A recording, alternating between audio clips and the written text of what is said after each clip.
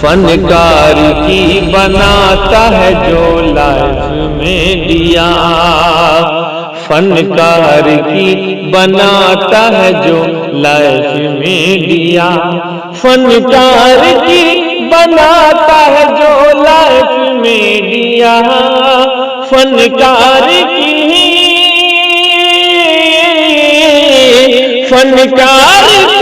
بناتا ہے جو لائف میں دیا۔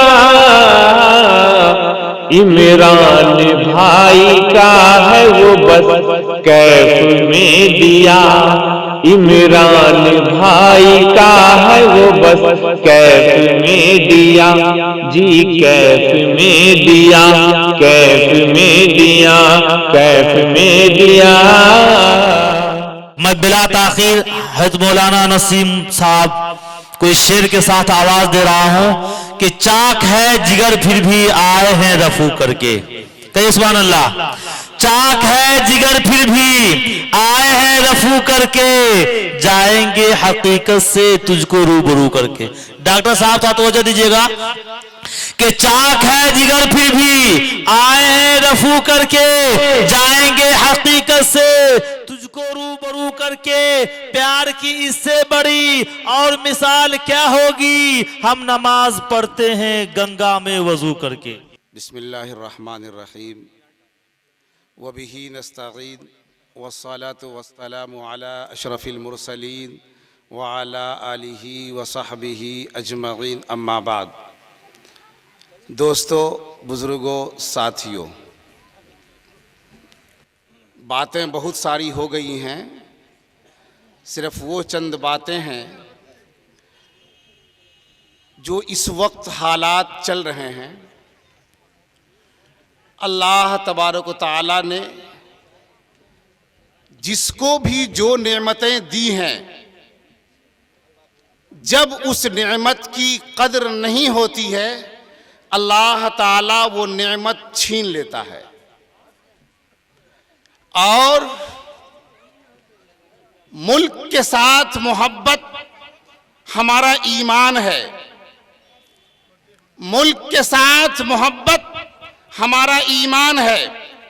اللہ تعالیٰ نے اس ملک سے پیدا کیا، اس دھرتی سے پیدا کیا، اور اسی دھرتی میں دفن ہونا ہے، اور اسی دھرتی سے قیامت کے روز نکلنا ہے۔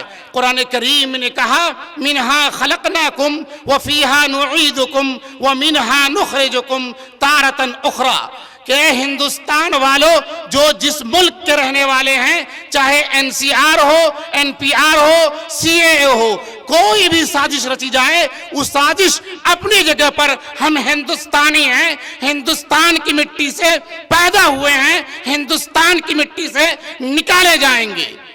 یہ ہمارا ایمان ہے، یہ ہمارا ایمان ہے۔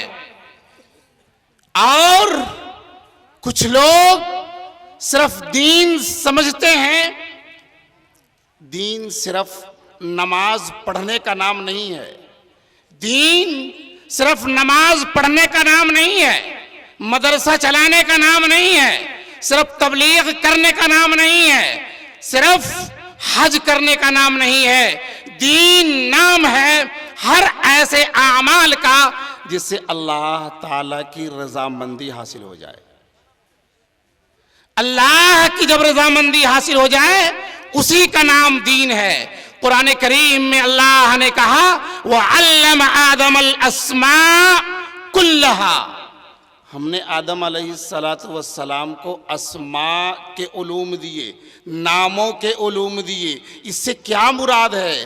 یہ ناموں کے جو علوم ہے، اس سے دنیاوی علوم مراد ہے، اس سے رحمانی انٹرنیشنل اسکول مراد ہے۔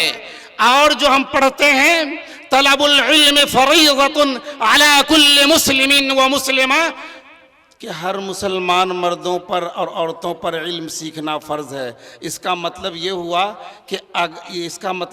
کہ ہر ایک کو عالم بننا فرض ہے، حافظ بننا فرض ہے۔ اگر کوئی عالم نہیں ہوا، حافظ نہیں ہوا، مدرسے میں داخلہ نہیں لیا، اس کا مطلب یہ ہوتا ہے بہت بڑے فریضہ ان سے چھوٹ گیا، گنہگار ہوا۔ نہیں، غلط سوچ ہے یہ۔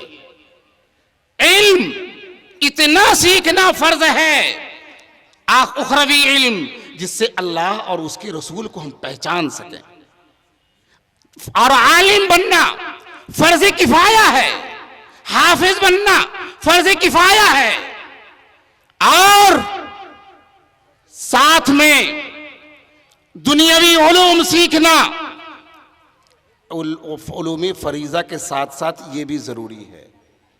ڈاکٹر انجینئر بننا یہ بھی ضروری ہے۔ آپ نے دیکھا ہوگا ہاسپٹل کے اندر، میں واضح انداز میں کہہ دینا چاہتا ہوں اور یہ غور سے سمجھ لیجئے گا، ہاسپٹل میں اگر سرکاری ہاسپٹل ہے یا پرائیویٹ ہے، کسی غیر مسلم کی ہاسپٹل ہے، اس میں میری ماں اور بہنیں جب پہنچتی ہیں، آپریشن کی نوبت آتی ہے، آپ نے کبھی ماں اور بہنوں سے پوچھا ہے کہ تیری حالت کیا ہوتی ہے؟ کیسا پڑھنا؟ یہ شرم کی بات ہے، کتنا بڑھانا ہونا پڑتا ہے؟ کیا تقریر کرنے کے لیے ہے؟ چندے کی وصولیابی صرف مدرسے کے لیے ہے؟ نہیں، خبردار، خدا پاک کی قسم، جتنا ضروری مدرسہ قائم کرنا ہے اتنا ہی ضروری اسکول اور یونیورسٹی اور کالج بھی قائم کرنا ہے۔ جب ہماری ماں اور بہنیں کالج پہنچتی ہیں ننگی ہو کر کے، ایک غیر محرم کی تقریر یہاں کر رہے ہو، لیکن کبھی آپ نے سوچا ہمارے پاس کالج نہیں ہے، ہاسپٹل نہیں ہے، یونیورسٹی نہیں ہے، کیوں؟ سوچئے، سمجھئے، اور اس کا علاج ہمارے پاس سرکاری ادھیکاری نہیں بن رہے ہیں، پولیس افسر نہیں بن رہے ہیں، I S I P S doctor engineer نہیں بن رہا ہے۔ جب I S I P S آپ کا نہیں کہتے نا بہار تعلیم یافتہ ہے، یہ خواب ہے۔ آپ کے بچے کیا تعلیم یافتہ ہے؟ آپ کے بچوں نے کیا پڑھا ہے؟ سروے ہو رہا ہے کہ بہار سے اتنے آئی ایس آئے، اتنے آئی پی ایس آئے، آپ کے بچوں نے کیا کیا؟ یہ غور کرنے کی ضرورت ہے۔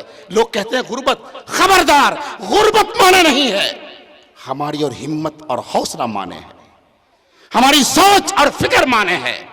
ہمارے اندر صرف لڑنے اور لڑانے کا پیشہ رہ گیا ہے، ایک دوسرے کے ٹانگ کھینچنے کی ایک شیوا ہو گیا ہے۔ یہ نہیں سوچا ہمارا مستقبل کیسے بنے گا۔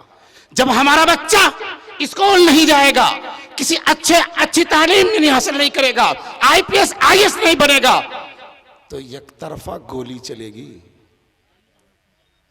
یک طرفہ معاملہ ہوگا۔ سمجھئے، سوچئے، اور یہ جو بات چل رہی ہے کہ یہ ملک کے حالات ایسے ہیں ایسے ہیں، بہت سارے لوگ کہہ رہے ہیں ہمارے اعمال کا نتیجہ ہے، ہمارے کردار کا نتیجہ ہے۔ میں مانتا ہوں، لیکن اتنے بھی اعمال غلط نہیں تھے۔ جو اس وقت کھڑے کھڑے پیشاب کرنے والا جو قانون بنا رہا ہے، اس کے اعمال سے تو اچھے ہیں۔ اگر اعمال ہی پر تقریر کرنے چلے گئے اور کہہ رہے تھے کہ سیاست میری یہ مجبوری ہے تلخ کلامی، میری یہ مجبوری ہے تلخ کلامی، سیاست کا تعلق قرآن کریم سے اور دین سے گہرا ہے۔ سیدنا سلیمان علیہ السلام نے پوری دنیا پہ حکومت کی، آقا رحمت نے حکومت کی، سیدنا یوسف علیہ السلام نے مصر پہ حکومت کی، اور سیاست قرآن سے پیدا ہوتا ہے، سیاست کا تعلق دین سے بڑا گہرا ہے۔ لیکن سچی اور پکی اور اچھی سیاست، گندی سیاست نہیں۔ اور پروٹیسٹ جو ہو رہے ہیں، احتجاج جو ہو رہا ہے، اس کا تعلق خبردار کسی سیاست سے نہیں ہے، اس کا تعلق اب بن چکا ہے دین سے اور ملک سے۔